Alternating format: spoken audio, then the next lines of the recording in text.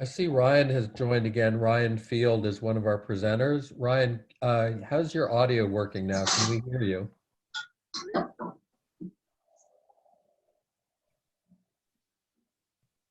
Hey, Craig, can you hear me? Yeah, we can. We've got a little echo on your end, though, Ryan, but we can hear you this time. Is that better?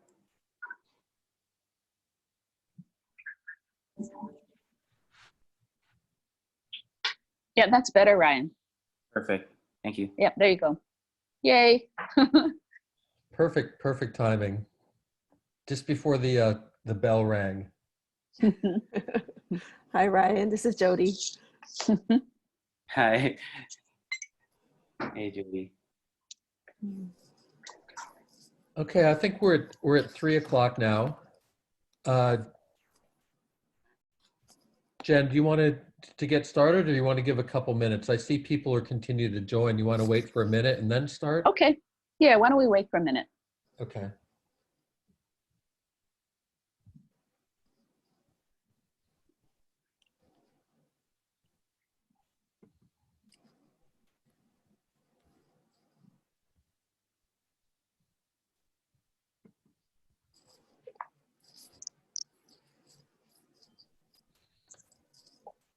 And while we're waiting, welcome to all of you. We really appreciate you taking the time to do this on a Friday. And I'm pretty sure that you're going to find it to be interesting and valuable.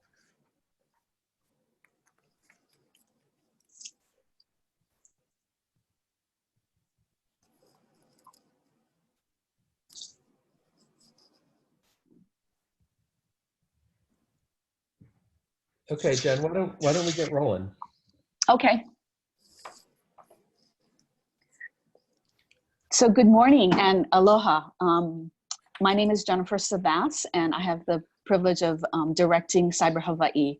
And we are honored to be partnering with the Cyber Readiness Institute with Craig and Marion and the team.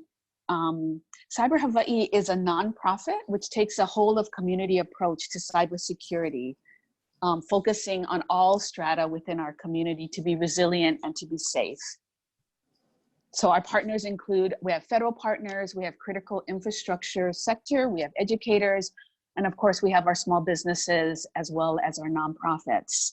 We are thrilled to have partners. Our partners today include the Small Business Development Center, the Hawaii Chamber of Commerce, the Kapolei Chamber of Commerce, Kauai Chamber of Commerce, Hawaii Island Economic Development Board, Hawaii Island Chamber of Commerce, Maui Economic Development Board, the Better Business Bureau, and the Hawaii Business Roundtable. So Craig, as you can see, this is truly representative of the leadership of our business community, and very much so because the topic has become such a timely and important one as businesses and employees move from office to home. So thank you so much.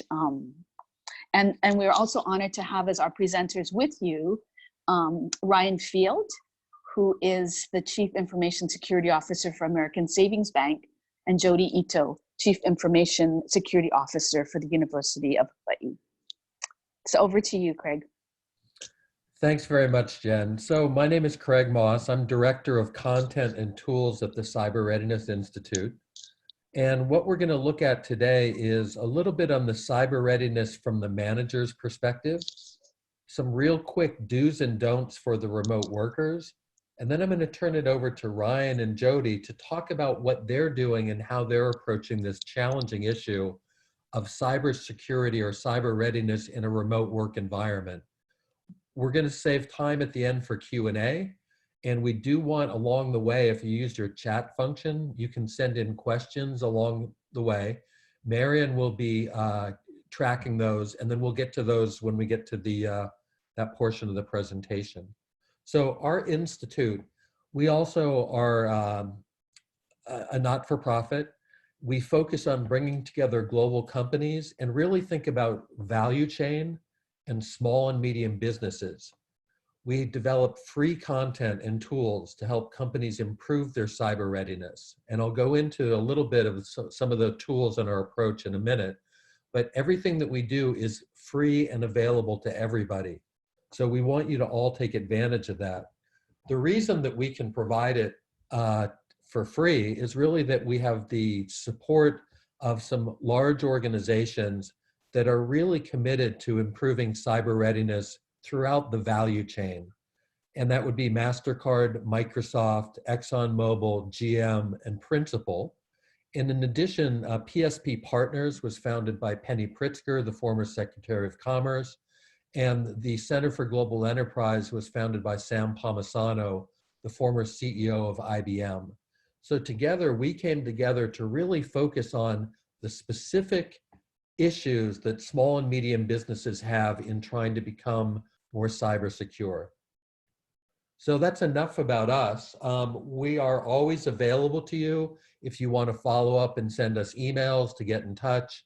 Love to hear from you. I wanted to kick it off with this. This is a cartoon that I just saw in the New Yorker this past week. And if you look at it, for health and safety reasons, we'll be transitioning to cyber crime. And the explosion in cyber crime has really been remarkable in the last month, and it's going to continue because they are aware that the vulnerabilities that have been exposed by rapid shift to remote workplaces. So all of us need to become more and more sophisticated in what we're doing to try to prevent the criminals from being able to penetrate our systems, access our data. And if we think about it both from a business continuity standpoint, how do we keep our organizations running, but also from a data loss standpoint? What happens if we didn't have access to the data that we have and that we need to run our business, or if it became public? So the program that we put together, and these are some things for you to think about as you're thinking about your organization. One, we focus on 4 key issues. We did a lot of research and a lot came from Microsoft. And these 4 issues are really the key to prevention. Better passwords or passphrases and authentication, software updates and patches, phishing, and USBs. Phishing is the one right now that gets the most attention and seems to be in the press the most, but all of these other things are areas of vulnerability. If software is not updated, it creates a vulnerability. The minute a company like whether it's Microsoft or AWS or Adobe or anybody issues a new software patch, hackers are looking at that to see what vulnerability it's trying to solve, and they immediately can start to exploit it. So that's why patching software is so important to do in a timely fashion. Passwords, quick stat on that, 17% of people use their favorite sports team and the year as their password. So if you're going through and want to hack into a given organization, it's easy to use AI and machine learning to go down that list. And whatever town you're in, you know, if you're in whatever, Pittsburgh, Steelers 2020, somebody is going to have that password. So those are the kind of things that you need to get people thinking about. And the other thing that we focus on is knowing what to do to respond to an incident. We see a lot of organizations where people don't really know what to do in an incident. The other thing, so on the right side here is our actual program. It's broken into 5 stages. All of you are registered by registering for this, are registered for our program. And we encourage you to go and take advantage of it. There's content there, password and policy templates. A lot of it is focused on how do you practically develop a leader in the organization, and how does that leader then start to create a culture of cyber readiness? The role of the cyber leader, and this is something when we developed this that really turned into kind of a unique feature in what we were doing. We see in a lot of small, mid-sized businesses, one, a lot of them are actually outsourcing a lot of their IT to a managed service provider, to quote, an IT consultant, possibly to cloud service providers, but they don't have a point person in their organization. And now that's even more important than ever. You need to have a point person in your organization that is responsible for trying to put forth practical policies, to build awareness, and really to try to shift the organization to a culture of cyber readiness. I want to emphasize practical policies too, because part of what we see in a lot of small, mid-sized businesses, and large ones too, is that the IT pendulum swings too far in one direction toward restrictive practices. And what happens then is, do you end up creating a workaround culture? So instead of having cyber readiness, you have a cyber workaround culture where people say, well, that's too burdensome. I'm not going to do it. I'm going to keep doing what I used to do. USBs are great. They're really handy. I'm going to keep using them. Oh, I'm at a trade show. I can pick up some new USBs. That's great. I know it's against policy, but I don't really have an alternative that is practical. So therefore, I'm going to use the USBs. Those are the kind of things where the cyber leader needs to take action. Cyber leaders that we've worked with don't always need to be technologically savvy. They do need to be people savvy. And we think about people, process, and technology. Part of it is, how do you get people to want to cooperate and go along with the new things that are needed to become more cyber ready? So that's the role of the cyber leader. So now, let's think about remote work for a minute. And in the last month here in the US, and maybe the last 3 months globally, enormous shift to remote work. And the things that we think are important for you to be thinking about are really three things. What devices are employees going to use? How are they going to connect to your network back at the office? And how are they going to access, manage, and protect that information? So these are like the kind of the building blocks. And what we see with this, and we just wrote something, and we'll send it all out to all of you on this topic into more detail, but the devices, it's very different if somebody's going to be using a company issued device at home. That's very different than if they're going to be using a personal device or even a shared personal device. Everybody's kids here are going to school from home. Not everybody has enough computers in their house to be able to have the parents and the kids all online at the same time. So you need to give some guidance on these different criteria: company issued, personal, shared personal, or if people are forced to actually use public computers. In my area, I'm in Connecticut.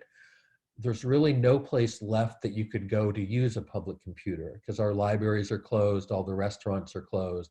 So that's not as much of an issue right now. Next is connections. Are they going to be using home Wi-Fi, a company issued hotspot, a personal hotspot, or public Wi-Fi?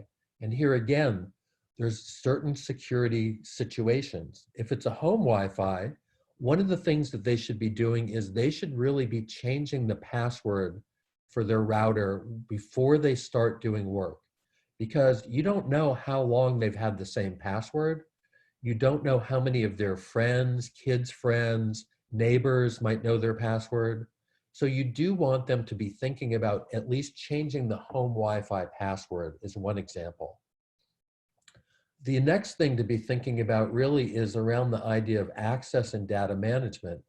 So one of the things is, when somebody is working from home, do they need different access than what they need when they're working from the office? They can't walk down the hall to get something. They can't lean in somebody's office and say, hey, I need such and such. What access do they need? The next thing is, how are you going to set up file transfer? And we see with a lot of small companies that what people were doing is literally taking USBs and loading huge amounts of company information onto USBs to go work from home. Not a bad intent, but potentially a really, really bad result. So you need to make sure that you have set up a vehicle for them to be able to transfer files. So obviously using things like Box, Dropbox, SharePoint, Google Drive, all of those things are things that are rapidly become a great way to facilitate file transfer. But you also have to make sure that people know how to use them. And that's another thing that we've seen a lot of people happen is that, you know, in the rush to get everybody working from home, there's been a big gap in training on the expectations for them to be cyber secure or cyber ready from home. And then the other thing, and this is more of a document management and data protection issue, is version control and naming. You think about the nightmare of having 5 or 6 people that used to be working in the same office, working remotely, all trying to work on the quote, the same document at the same time. A lot of people are not used to that kind of situation. So how do you end up with, well, you could end up with 5 different versions of that document in 5 places. One, it's wildly inefficient. But the other thing is all that information that is leaving your organization, a lot of it's being stored on personal devices. How do you get that back? What if it's company confidential information? These are some of the things that you need to think through, if not right in the beginning, early in the stage of remote work. You can't let this stuff slide for too long. You have to be thinking about these things and how it's going to go forward. So what I want to do now is to talk about some real simple do's and don'ts. And on the previous stuff that I went over, we do have a guide that we just released that covers those, and it goes into some specifics on each of those situations that you can use, distribute, send to your workforce. It was written a little bit more for managers. We're now in the process of putting together this week and early next week a really simple do's and don'ts poster and handout. And the goal of this is really to help people think about how do you embed cyber readiness in how they do their job. And I can't emphasize that enough. If you make it too difficult for people, they won't do it. And especially now, given the situation where they could be, I was on the phone with people this morning, a call with 10 different people from large companies, all working from home. Some of them actually, you know, in the background, you see their kids sitting at another desk with a computer. It's really a chaotic situation in a lot of households now. So you need to do some simple things that people are going to be able to remember and do. If we think about cybersecurity as people, process, and technology, people are really the key to this. Technology should enhance the cybersecurity while still enabling their job performance. And I'll give you a quick story here. I love to tell stories, and if I have more time, I'll tell more stories, but I want to get over to Ryan and Jodi on. So here's a quick story. Mid-sized manufacturing company, and we talked to them, and they had a very strict no USB policy had been put in place in response to an incident that they had had with USBs. So we went in to do an analysis of their program, and we found that the sales engineers that would go visit potential clients were routinely bringing USBs back from potential clients with drawings and specs on them. And I said, well, you know, that's against the policy.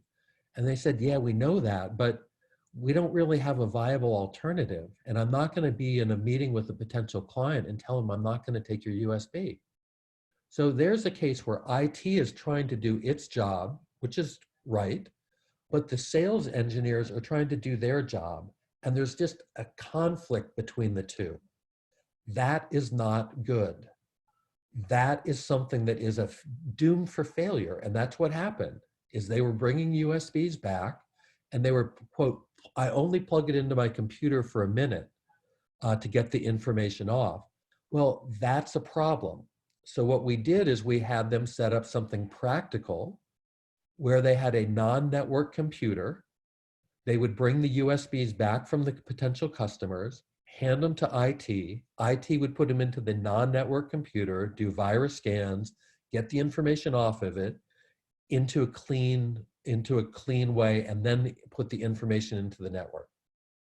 So there's a case where what was impractical became practical, but was still cyber ready. Sure, it was a little more inconvenient than just taking the USB and popping it in your laptop, but it's doable. Whereas before they had people ignoring the rules. And then once if I see the sales engineers ignoring the rules and I'm in accounting or finance, I'm going to say, hey, I got to go work at home tonight on this document. I'm going to use a USB because I see that they do it. Those are the ways that you create a workaround culture. And that's what we want to avoid. We want you to help have a cyber ready culture. So just to wrap up my portion here, we were thinking about do's and don'ts, and we wanted to keep it simple. And I like the rule of 3 in terms of simplicity. And if you think about the virus response, we really have a new reality around a rule of 3. Frequent hand washing for 20 seconds. Don't touch your face. Stand 6 feet apart from people. I think at this point, all of us understand those 3 rules. And what we wanted to do is to think about 3 things for remote workers that would be that simple, but also be effective. So use separate passwords or passphrases for work and personal. Update all software on all devices, because a lot of people now are going to be using personal devices or a mix of company issued and personal devices.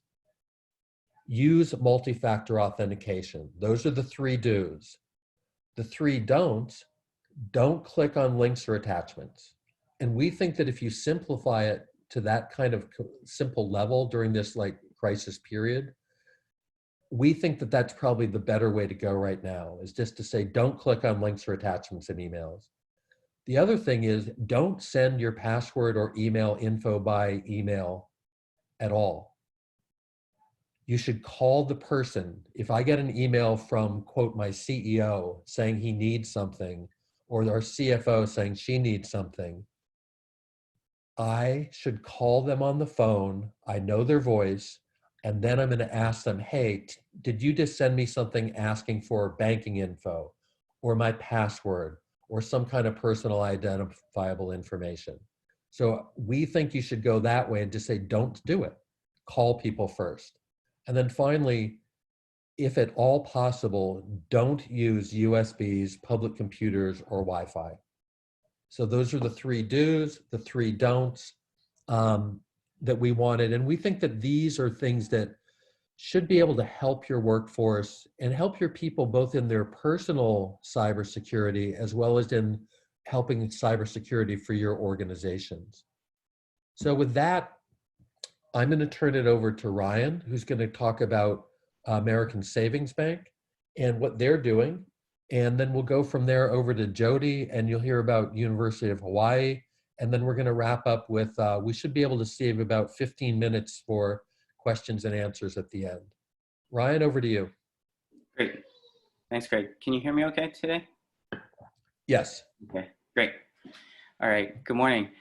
Yeah, so actually, what we're gonna do is focus on a little bit more of the things that Craig was mentioning at a limited or no budget type of situation. That way we can talk about some of those things in more detail, and then afterwards we can talk about specific situations that people might have questions on. So we'll get through this pretty quickly, and I'll try to be a little more detailed as far as the products or tools or resources available.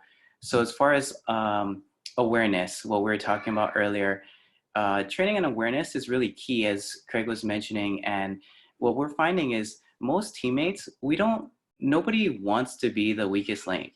People want to do what's right, and they just really need the help to figure out, what to do. So there's a lot of tips and training materials that are prevalent online from trusted vendors like CRI, for example, or a lot of other government agencies like FBI and Department of Homeland Security. They're all issuing a lot of these things for the general public to have knowledge of, and then it's written in ways that are easily digestible for company-wide sharing. That way, no one needs to go and recreate the wheel and create your own types of documents. Craig talked about passwords a good amount. Specifically, what we recommend is, at least when it comes to privileged accounts, we're talking about a minimum of 16 characters in length, and the standard complexity requirements apply: alphanumeric numbers, special characters. And when we say privileged accounts, we're talking about things that have administrative or special abilities. So something like the ability to send a wire or change a bank account number, or at the network level, something like add, create users, or give more access. Those are considered privileged accounts, and we want to protect them. And so that combines with multi-factor, which I'll come right back to. The next one was patch and update all software. So I know we all say it, we all hear it a lot, but this one is key and it's free, right? We pay for Microsoft Office, we pay for Microsoft or even Mac OS if you have a Mac. All the updates and patches, they're free. And we just need to stay on top of it and push them through and make sure that we're keeping ourselves safe. It's essentially the same thing as having a really fancy gate and beautiful front door with a top of the line lock and then leaving it unlocked every day, right? All someone has to do is walk up and turn the handle and they walk right in, and it was just for show. So Hey, coming back to Ryan, do you suggest that people turn on auto updates for software? Is that your normal recommendation? I think it would make it easier, yes. It really depends on the organization though, because sometimes like for us, for a bank, we can't do auto update because we have to make sure we have a robust testing process. Sometimes applications don't work well with, say, a Microsoft update. So it could crash a business function application, and we need to make sure it's tested and other configurations go with the patch at the same time. Okay. And so that's a good question. I think it really does depend. If if you're using, like, say it's more storage and you're in a Office 365 environment, then yeah, totally, right? Turn it on. And it's just distributed laptops across the company with an Office 365 environment, then I would say, yeah, you probably want to turn on auto update on the laptops. Okay. Yeah, and so, a lot of times, like Craig mentioned, breaches start with phishing attacks or USB attacks or something like that, right? That's how they get in.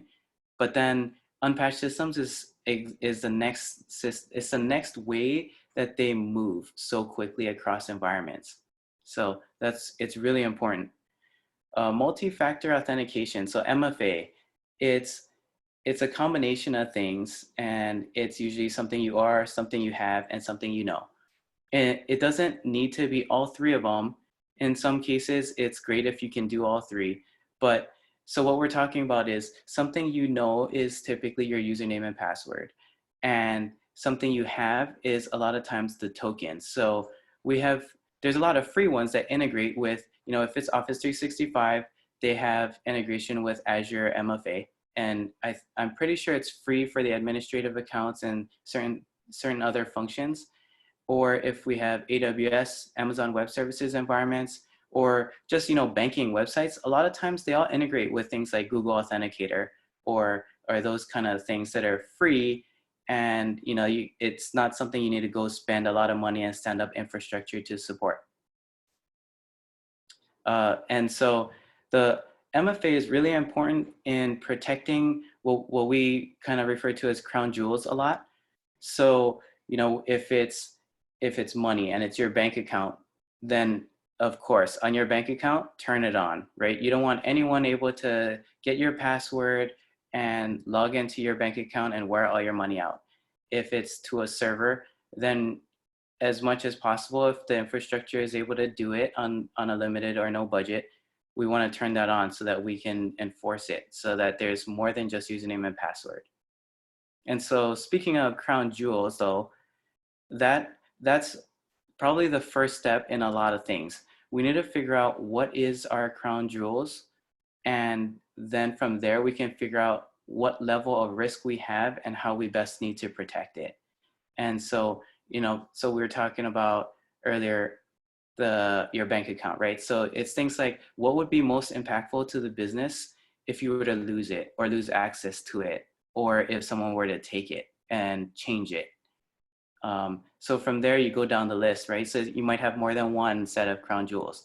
And then from that list, we figure out things like, okay, so where is that? Where is it on our network? If it's on our network, does it need remote access directly from the internet, for example, right? So if it's a server, maybe the server doesn't need direct access from the internet. You would remote into your network, like Craig was saying, say, similar to the USB example, right? You would VPN using your laptop into a subnet or a network that is only for users. And then from there, only a few workstations or, however you need it set up can get to that server with the crown jewels on it. That all of those things, if that's how your network is set up, is already free. You can do that. You just have to reconfigure it and better secure that environment. Next, yeah, thanks, Greg. So as far as BYOD, and I know that comes up a lot with the remote work environment. So there's what's called good, better, best with respect to BYOD. And in those situations, it would be good to look at the breakdown between those three and find what's right for you. So at a minimum though, kind of what Craig was mentioning, we need to make sure that there's an agreed upon baseline of minimum requirements across the company. So if people are using BYOD laptops, phones, tablets, they need to have certain things enabled or disabled. They need to have things like antivirus. If we're going to enforce or we can enforce multi-factor, it needs to be turned on. And these are all things that we need to make sure that we can validate too, right? If it's not just something that you can say and then, not validate in a way, otherwise it's not enforceable and then it doesn't really help the situation. So, like patch levels, you can check people or have them check that they're getting patched or have auto update on or something like that, right?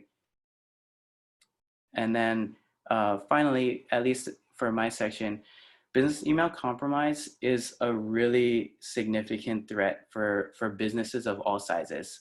And so what it is, so BEC is kind of what people refer to it as. It's typically where an attacker an attacker compromises a business's legitimate email system. So what happens is, let's say I'm a vendor to a business. My email gets compromised, and then they send real emails as me to one of you. And so you're getting an email from me saying, hey, please change my account or wire the funds to this account number instead of the normal. And so it's not a phishing email because you wouldn't be able to identify it as fake. It's actually coming from me. And so what happens is people start to change their account numbers and send checks and send wires and ACH transfers to fake people. The real vendor never gets paid. The business is out money because they sent it to a fraudster. So in these cases, the FBI listed a bunch of tips here to be on the lookout for. And in addition, I didn't see it on here. What we typically tell our customers is the key is to make sure that you do an authentication process. So, we don't all have the same level of resources as a bank. So, I can't tell you how to do it that's right for your business. But what we typically say is something like, if you get an email like that, you would classify it as one of the higher risk transactions for yourself. And you'd have a list of what you consider high risk transactions. In those cases, we'd probably want to do something extra. So you get the email. Maybe the next step would be we call the number on record or the formal person's phone number that we know if there's a relationship there, either that or the official phone number on the website, right? So we call them, we get in touch with the person, and then we authenticate in some way that that you're talking to the correct person. And in most cases, people are really happy to comply just to make sure that they're getting paid and they're not getting duped too, and that everyone is safe. So yeah, I'm happy to discuss any other questions you might have or any other suggestions, but at this time, I'll pass it on to Jodi. Thanks, Ryan, and thank you, Craig. Actually, I want to start and kind of re-emphasize some of the things that they were talking about. Craig especially talked about having a cyber leader. And just the fact that all of you are joining us here today, you are now cyber leaders for your organization. Again, it does not have to be your chief information officer. It does not have to be the chief information security officer. It really is about individuals stepping forward and helping to promote a lot of these best practices. And again, going back to passwords and protecting your accounts, this is one of the things that we find the attackers are always trying to do. They're always trying to do what we call brute force attacks, where they have tremendous amount of computing resources available to them, and this will just try and randomly guess passwords until they're finally able to get in. So just this week, Marriott announced a breach of about 5 million people. And the way the attackers got in was they broke into 2 legitimate accounts that had access to this data. So as Ryan talked about using multi-factor authentication, that is a second way of trying to prevent the attackers from gaining access to your account, even though they might have stolen your passwords. So this is something that, again, every one of us needs to pay attention to. And if you have the ability to check your account to see when it was last accessed, do that and just make sure that it was you. So the other things that we want to talk about here when we're talking about working remotely is really about trying to separate your work environment from your home environment, and basically around the technologies involved related to that. If at all possible, separate your work on different computers, even if it means confiscating one of your kids' computers to use as your own for the duration of the period that you're working from home. The reason being is, once you start to blend your work information into your home information, if it is sensitive information, it will probably be harder to re-separate those out once you return back to the office. The other thing is, home computers, especially if, a lot of people are using it, you may not have the best security practices for everybody in your house. So it could be somebody visiting a website that had a malicious attachment on it or a link, and they inadvertently clicked on it, then your home computer, if not protected, could be infected. So if you can separate those out, those would create a little bit more secure environment for you. But if you can't do that, create a brand new account on that computer just for you to use for work. And again, create a very strong password for that account. That does help by isolating your work information from your personal information. And when you're working, just work. I have to admit, I'm in the office because I'm very distracted at home. We tend to look at the, email, personal email. I have a dog who loves attention and likes to bark. And oftentimes when you're distracted, it becomes very easy to perhaps be fooled by some of these very good phishing attacks, or just responding and clicking on a link that was malicious. And had you been paying attention to it, you would have recognized that it was actually a malicious malware or link or email. For those of you that are connecting back to your company's network using what we call a virtual private network, what that is doing, we call it a VPN. What that is doing is taking your home computer and then using this VPN software, it now places you on the inside of your company's network, which means you are now bypassing your firewall or what other perimeter protections that your company may have set in place. So again, we set this up for the University of Hawaii because, if people are working from home, sometimes they need to get to resources on the university's network that require you to be on the university's network. So what we saw though happening is, as people are using these VPN connections, we see them streaming videos like Netflix and, playing games. So these are the things that, again, as a distraction could affect your concentration and focus. But the other thing is, if you inadvertently get compromised, at home, your home computer becomes compromised, you are now introducing those types of malware into your company's network. Okay. Next slide, please. And the main thing is really about protecting that information. Ryan talked about crown jewels. So identifying that information, which is important and critical to your businesses.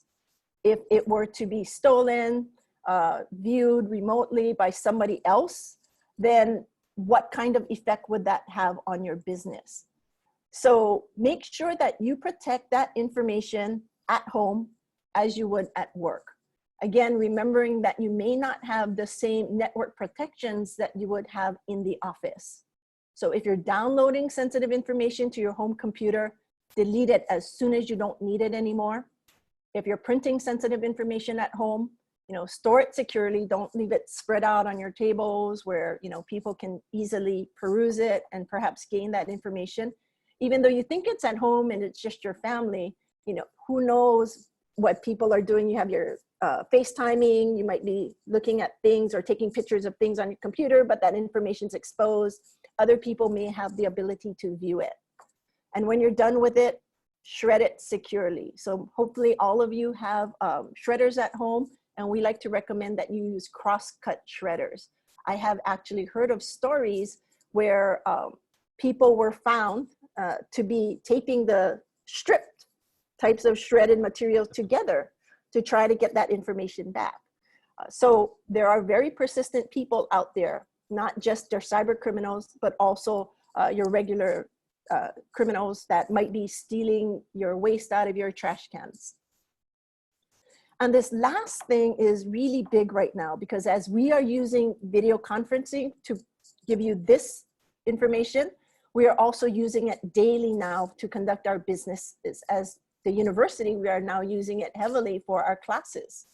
What we're finding is attackers are now, jumping into these conferences, and they're doing things, we call them Zoom trolls, where they're taking control of the screen and then showing pornography or other inappropriate materials, or they're using the whiteboard and the chats and doing similar things. Or they are unmuting themselves and then introducing all sorts of disruption into these environments. So the other thing they're doing is using the file transfer capabilities of some of these video conference environments. So within Zoom itself, it does have the ability to send files via the chat environment. Make sure that those things are turned off, because the attackers are now using that function to spread malicious software directly within your video conferencing environment. So there's an entire list of things that you need to do to secure your video conferencing environment. In this case, we're using Zoom. So Zoom actually has a lot of information as to what settings you would need to change to be able to better protect your conferencing environment. Some of the things that we're doing right now at the university is we're making sure that the conference, when it starts, has what we call a wait list. So that when people try to connect to the conference, initially, they were all placed on a wait list, and the host would then need to allow you in. So that's just an added level of security of what you can do. The other thing that other people are starting to do now is putting passwords on your conferencing, not just the meeting ID number, but they're also assigning a specific passcode that you need to enter to be able to gain access to that video conference. And these are just some of the things that you can do to help secure these things. The attackers are very quick about leveraging any sort of crisis to be able to gain an advantage to get to you, your sensitive information, and to take advantage of the new environments, especially when people aren't familiar with using all of these things. Right now, we're seeing a lot of things related to the COVID-19 scams, and they're targeting all of our remote working environments because, one, we did not have enough time to train people how to use all of these technologies. We rolled these things out immediately just to make sure that we can continue working, but we have not had the ability to vet the technologies, understand the risks involved in using these technologies, and then training people on using these technologies. So as we're all here sitting on this today, please understand that things are changing quickly. As everything else, we're in a new, unusual, and unprecedented situation. So please don't get upset if your IT people tend to change things on you, change settings on you, ask you to do different things quickly. As a security professional, we are constantly having to do this because we're learning new things every day. Just today, I read an article about how cyber attackers are using an old technique, and this tells you how old I am. But before, there was, people would use what they call war dialing software, where it's just randomly dialing phone numbers until they try to get in touch with somebody, and then they use it to either try to scam them out of money or perhaps just to be a nuisance. So they're using the same war dialing techniques in trying to get into all of these video conferencing. So it's an automated process by which they're going to try to be dropping into all of your video conferencing. So things are fluid, and we just have to adapt and be very willing to change as the situation and circumstances changes. So the next slide, I actually tried to put together some additional articles and resources. The articles on the threats, like what kinds of attacks we're seeing, these are just a random sampling of things. And again, it's just to give you an idea of what is going on out there related to all the different types of attacks that are coming in. And also, besides Cyber Resilience Institute information, and again, they have put together a wonderful set of documents and information that you can actually distribute widely. What I really like about the CRI's resources, it is very simple, very easy to use, and hopefully easy to adopt. The other two places from the Federal Trade Commission and the US Chamber of Commerce, these are again some tips specifically for small and medium businesses about working from home. These resources, new resources, are coming online all the time. And some of the things that you can do with your colleagues is share some of these. We are in this together. We, personally, I cannot keep up with all of these things because it's coming in so fast and furiously. I actually rely on some very good colleagues, as well as a number of vetted lists that I trust the information that's published there. So these are some of the things that I think that collectively we can help each other to be more secure in this new times. So thanks, Craig. Great. Thanks, Jodi. Thanks, Ryan. So, just to recap a couple things that came up, and then we'll open it up for questions. I've seen we had some come in. One is really the understanding the fluidity of the situation. People are working remotely, and it was a rapid shift toward a large amount of people working remotely. And first getting them set up is one piece, but now is really an important time to start to think about the cybersecurity aspects of it. So just the fact that they're able to email or maybe access a couple documents, it's not over. You really do need to be thinking about that. And when Ryan mentioned about prioritization and crown jewels, that's one of the things that is really important to think through. You can't protect everything equally well. It's impossible. So you need to figure out what in your business is most important to protect, and then focus extra effort on that piece in particular. So with that, I guess, Jen, I'll turn it back over to you, and then we'll just dig into questions. Jen, anything that you'd like to add now? Not at all. That was a wonderful and informative presentation. I think with the limited time that we have left, why don't we go directly to the questions? Sure. Okay, Marion, any questions that have come in? I see one was on slides, and yes, we will be sending out these slides to everybody who attended. And also everybody who attended will be registered in our free cyber readiness program that makes you the cyber leader. And you can really go through and get access resources there. And we also have guides. We actually just released something on ransomware specifically, a decision tree related to ransomware situations that you might find useful in this kind of environment too. Marion, any questions? Yes, so not any in the chat right now. So if there are any questions out there, please feel free to type those in the chat. But ahead of the webinar, someone emailed me personally. Luis wants to know, now that the staff is outside the wire and running behind a home Wi-Fi router's basic firewall setup versus a corporate grade firewall, what do you recommend steps or setup to make sure the remote staff computer remains safe and secure? I will turn that one over to Ryan and Jodi to answer.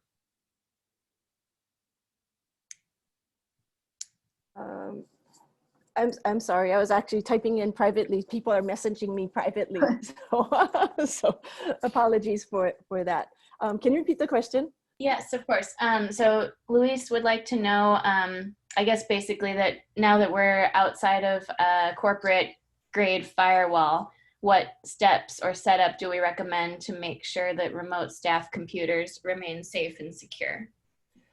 So the number one thing that I would definitely reiterate is that you make sure that that computer is patched and up to date with all of the latest security software updates. It's not just the operating system, but all of the applications that you're also using.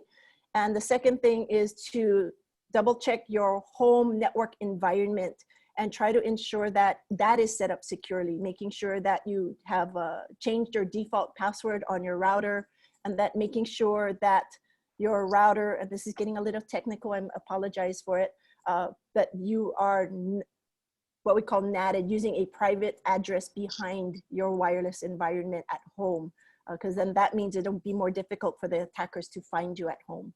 But the main thing is about really understanding where the threats are, recognizing a phishing email, not clicking on suspicious links, identifying the potential threats that could be coming in your home environment. And those are just the basics. So I think if you stick with the basic principles that Craig talked about initially, and keeping an eye on, especially because of the phishing, and don't get sucked into the COVID-19 scams that say, hey, we have a cure for you. That's how a lot of the malware is coming through into home environments. So, you know, the basic information that Craig provided up front, that is really foundational to having all of your computing environments protected. So thank you. So I see one here, Marianne, on quick tips on passwords. So I'll answer, and then I'll turn this one over to Ryan. We recommend more and more that people think about passphrases. Ideally, a minimum of 16 characters is a way to go. Passphrases are good because it's easier for people to remember. But that's what we would have you think about. Ryan, they also mentioned here, how do you feel about password managers?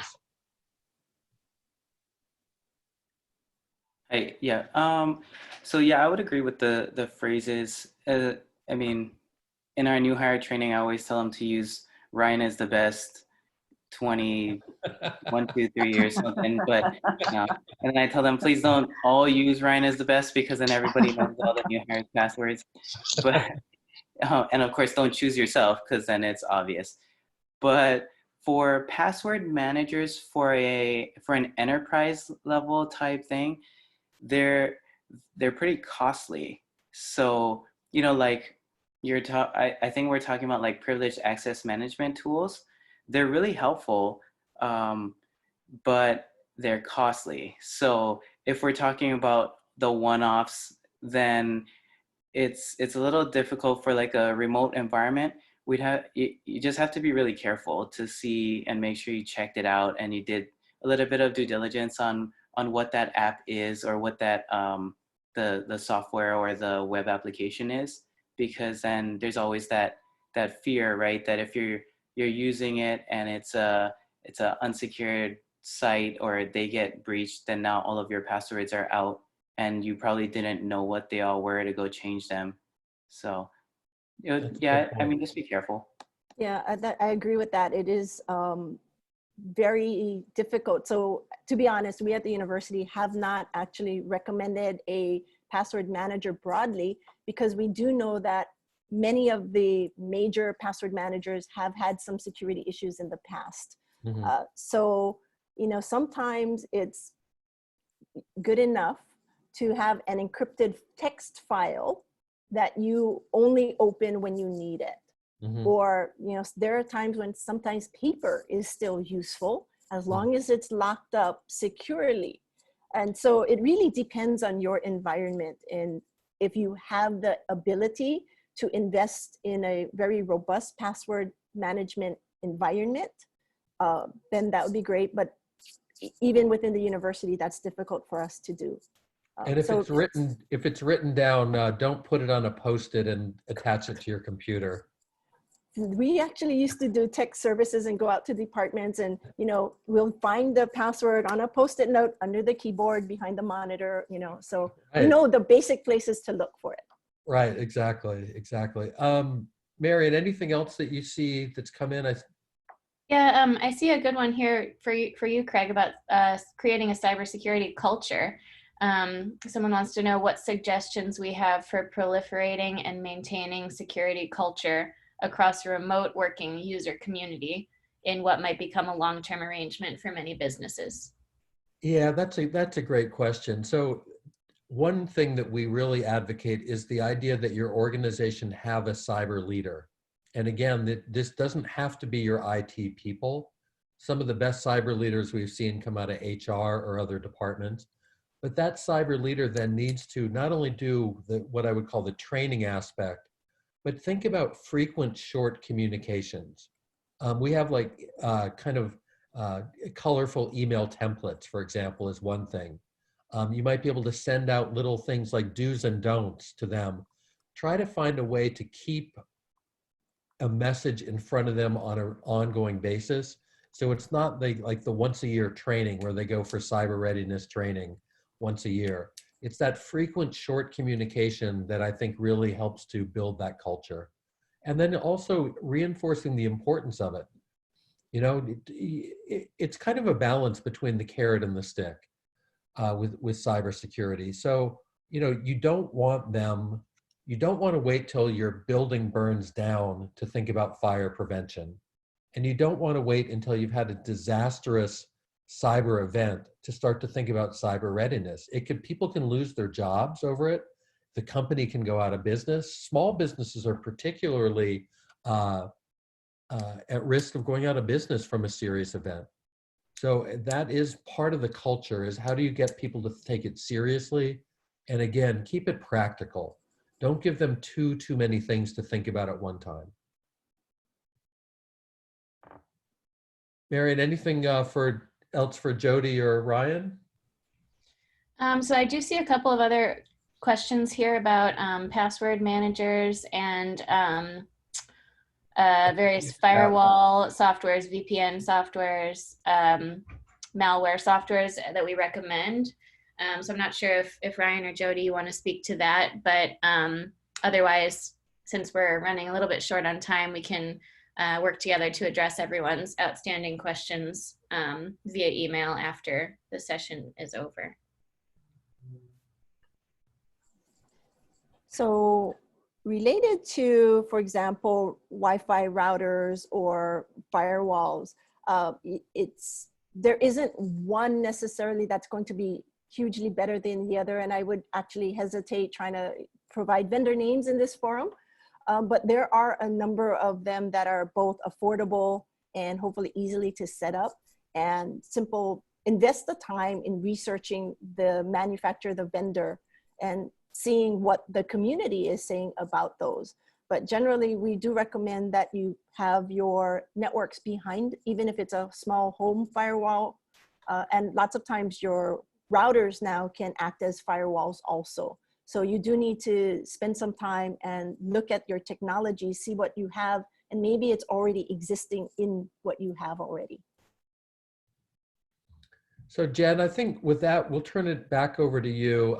For everybody who has asked questions that we didn't get to, feel free to send us an email to Marion and to me, and then we'll be happy to respond by email. But Jen, we'll go back over to you to wrap it up because we do want to end on time, be respectful of everybody's time. So thank you, everybody. And just watching the different names of those that have joined for this hour, It's good to see some old friends and new friends, but clearly representing all islands in our state. So thank you to Jodi and to Ryan for providing awesome content, and thank you. You know, we really value our partnership with CRI and look forward to more opportunities and webinars as we go forward. For better or for worse, I think we're in this new world, a new way of doing business for the foreseeable future. So thank you all very much. Thanks, everybody. Have a great weekend and stay healthy. Thank you. Thank you. Bye-bye.